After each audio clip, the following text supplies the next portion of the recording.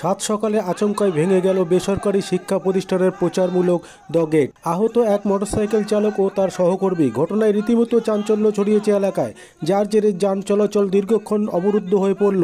রবিবার সাত সকালে ঘটনাটি ঘটেছে মালদা চাঁচলের 31 নম্বর জাতীয় সড়কের পোস্ট অফিস মোড়ে এলাকায়। পুলিশের জানানো হলেও ঘটনার 2 ঘন্টা পরে পুলিশ ঘটনাস্থলে আসলে স্থানীয়দের অভিযোগ, কিভাবে ব্যস্ততম এলাকায় অস্থায়ী দুর্বল প্রচারমূলক গেটের পারমিশন দেয় তা নিয়ে প্রশাসনের ভূমিকা নিয়ে প্রশ্ন তুলেছে সাধারণ মানুষ।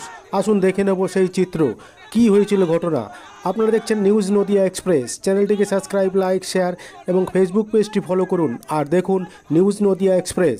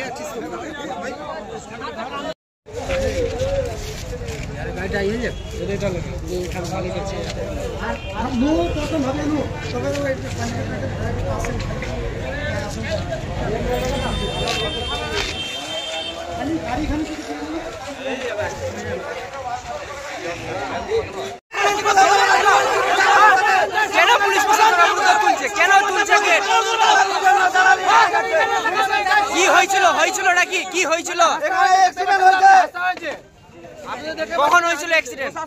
5:30টায়। পুলিশ কখন এসছে? বিনা সমাধান না করে